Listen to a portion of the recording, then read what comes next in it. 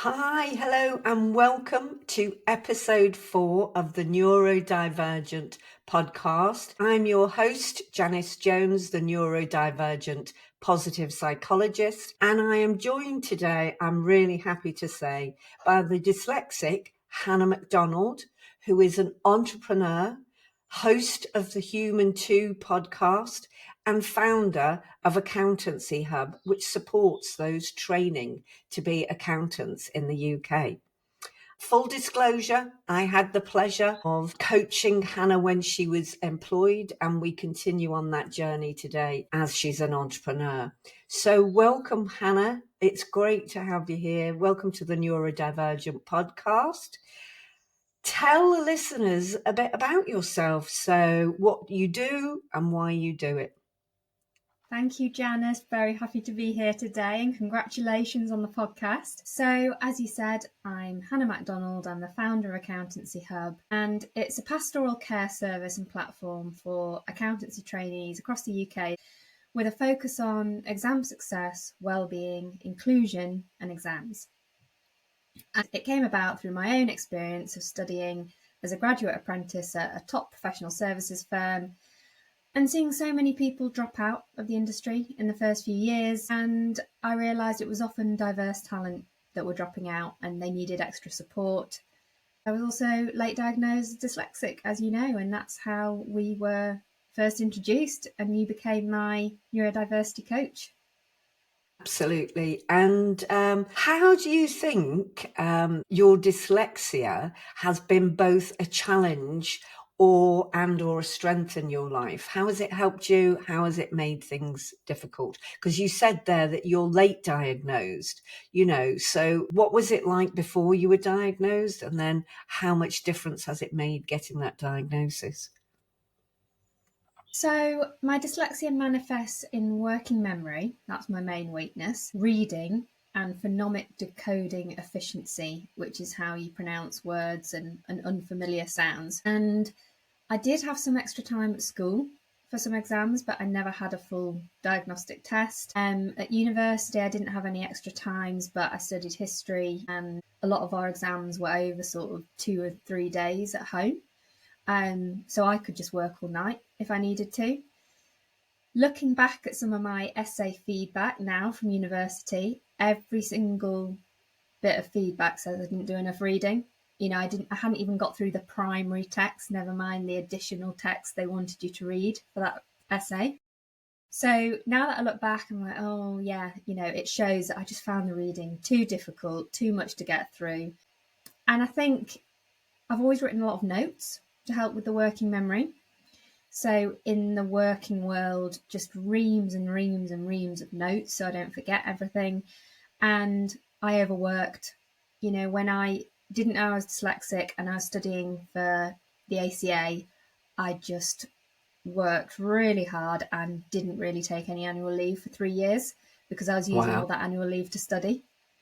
So they're the challenges.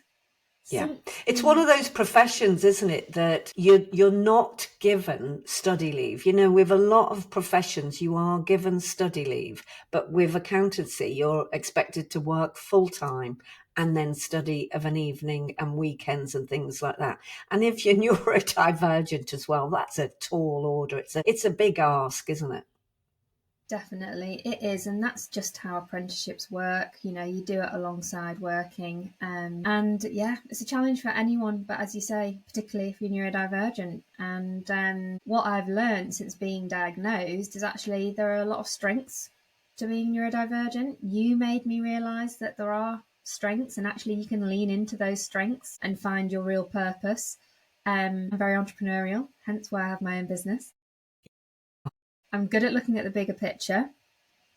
I do have an eye for detail as well. I can go into focus mode. I'm very creative. I'm a good relationship builder. I've got a lot of ideas, very driven.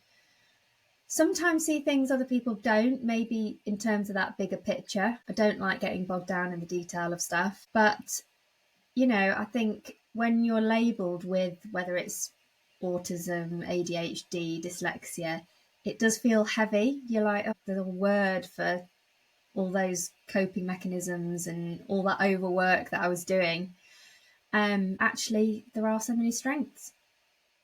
Yeah, and I think especially within neurodivergence in the workplace, I think so much emphasis is placed on our challenges, but actually we do bring tremendous strengths, like all those things that you mentioned there, being able to see the bigger picture and great with people and ideas and creativity and all of that. They are tremendous strengths that can be useful for any workplace. But what I see again and again with people, like when we started working together, there's too much emphasis on what our challenges are and not enough on what our strengths are.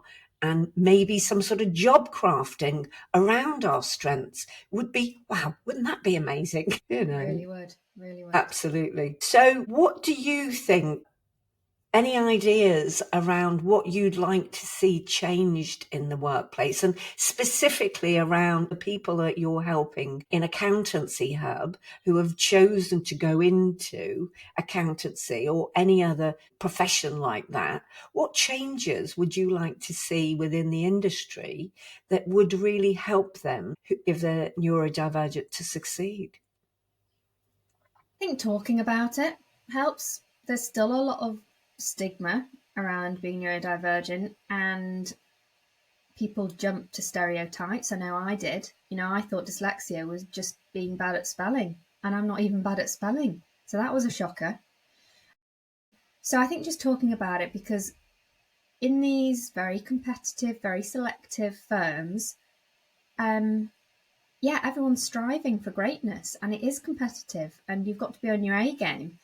So I think just being more open about neurodivergence and how it manifests, and just take away some of that shame, I guess. And we've come a long way over the years. I'm sure, when you were younger, people didn't really talk about it at all.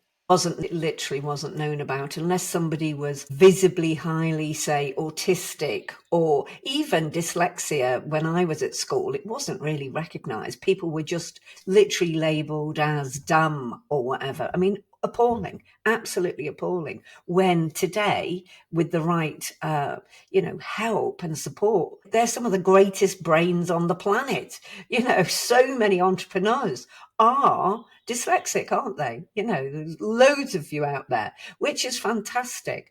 But as you say, it's that thing of, because especially something like accountancy and law and all of those, your traditional professions, there is a great deal of one-upmanship. You're all striving to be promoted and all of that. So, and looking at it statistically, there's still a huge amount of people in all professions and in all walks of life who don't tell people in the workplace they're neurodivergent because they fear that it will hold them back in their career. And unless the organisation has a fantastic inclusive culture, the reality is that might well happen, isn't it? Yeah, definitely. And I think a mindset shift is starting to happen. There are companies that specifically want to hire neurodivergent employees because of the strengths they bring to the workforce. But we've still got a long way to go. And another thing that I would like to see in the workplace is just conversations around how do you work at your best. That's Absolutely. useful for everyone, whether neurotypical, neurodivergent. How can I support you to work at your best on this project or in this line of work? Because we just need to understand each other. And the final thing is quiet areas in the office. Open plan offices are not for everyone, and especially people that need to focus when they're reading something or understanding something. And so just having zones where you can just do deep focus, quiet work would be great. It would be great. And also that if that isn't available and somebody then puts on noise cancelling headphones because they need to focus, that's not frowned upon.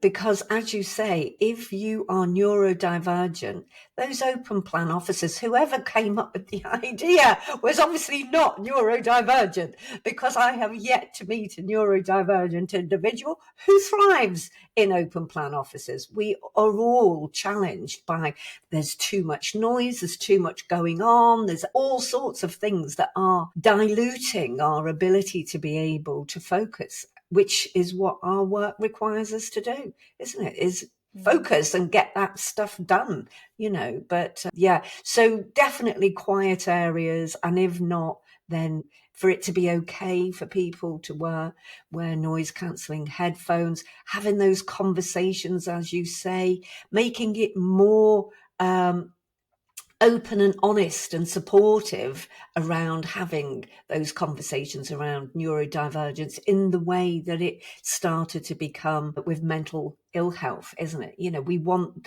those conversations to go on.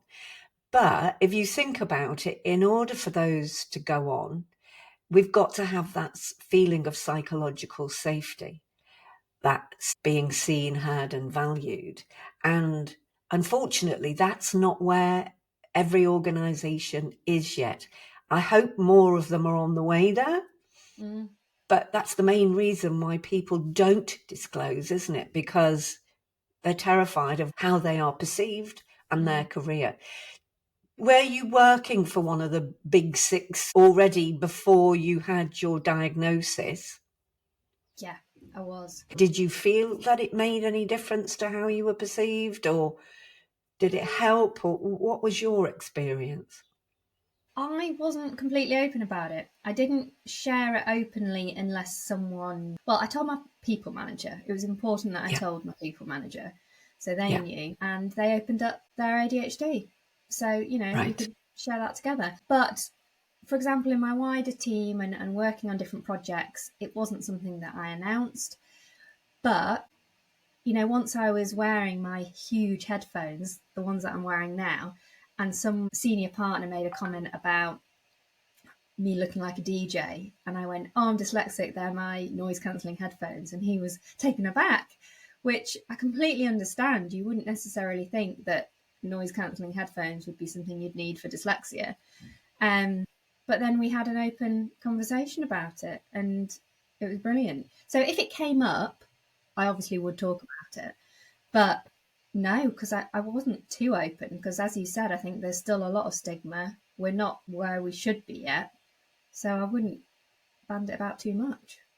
No, absolutely. And that's the honesty about where we are as a culture, isn't it? Both as a country and within workplace cultures. That is where we are. But hopefully podcasts like this, things that you're doing, tell me a little bit more about the Accountancy Hub. So what specifically do you help? So say if somebody's neurodivergent and they come to the Accountancy Hub, what are they going to get? What benefits are they going to get from being part of that?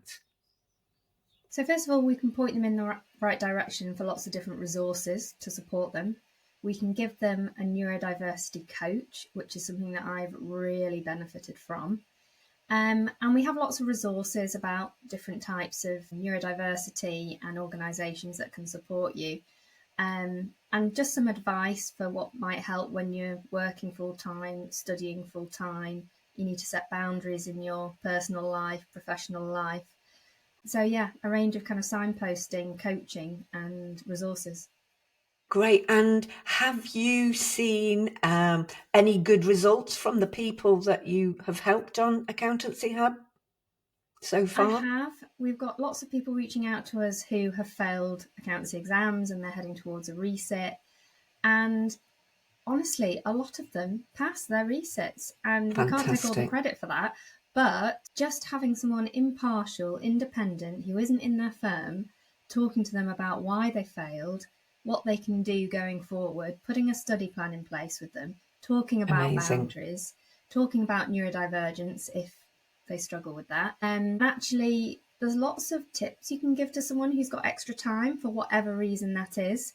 They don't have to plonk it evenly throughout the entire exam. If there's a certain question or topic they struggle with more, put more extra time on that part. So you can be strategic about where you put that extra time. Fantastic. So it's really practical, helpful, actionable advice and guidance that you're giving them, which is why I think it's a fantastic thing that you're doing now with the Accountancy Hub. And you mentioned there about the neurodiversity coaching. What role do you think it played in your together and as an entrepreneur? What do you think it actually gave you? Was it insights? What was it?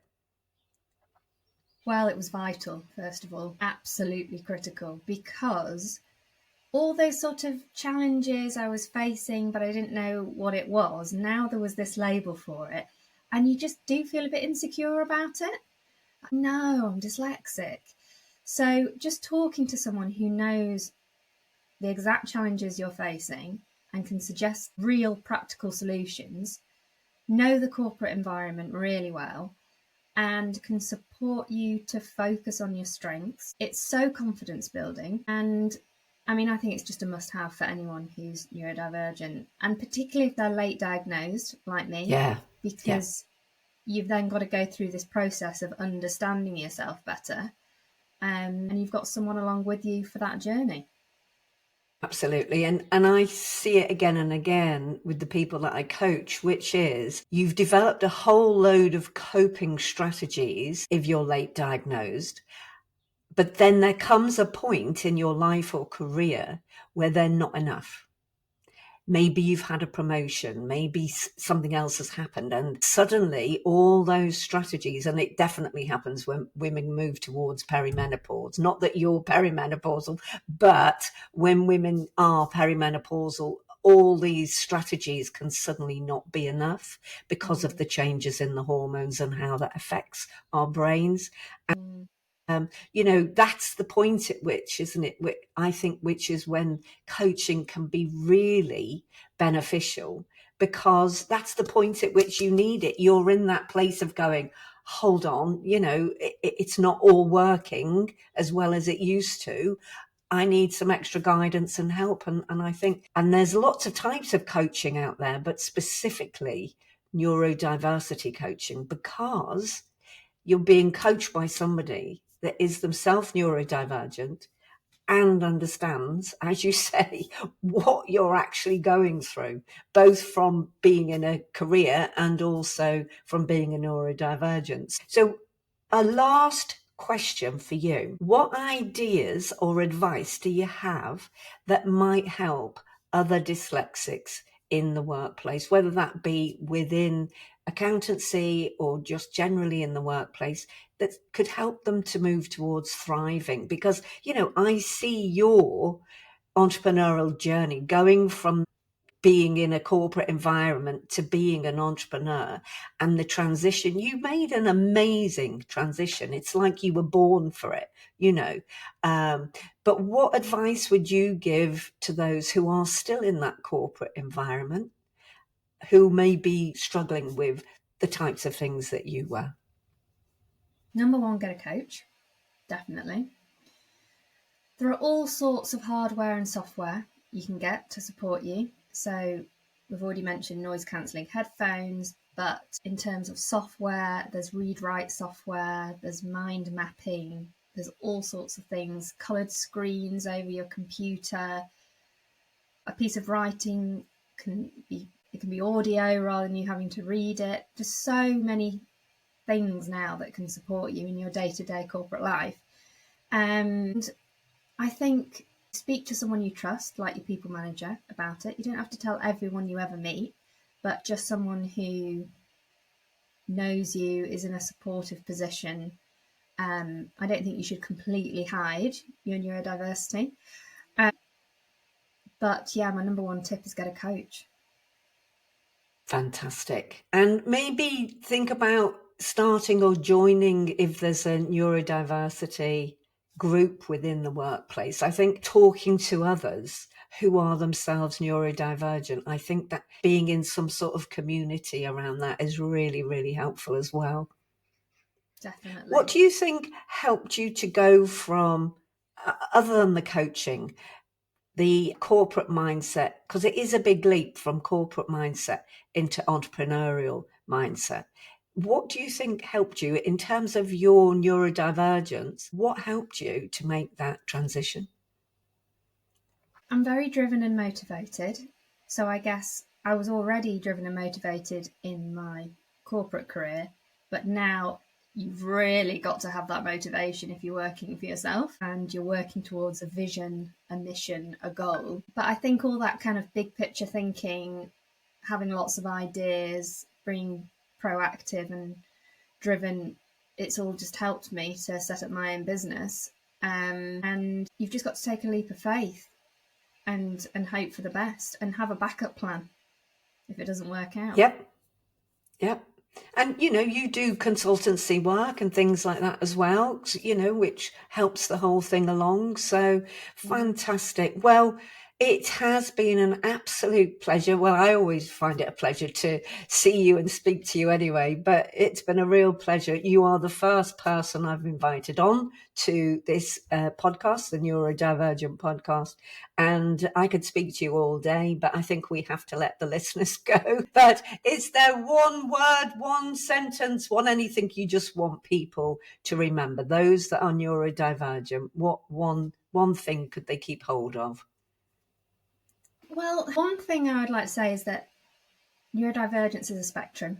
There are severe cases and it can be very debilitating. So even though we talk about strengths and there are brilliant strengths, if you're severely autistic, for example, it can be very hard to even enter the workplace.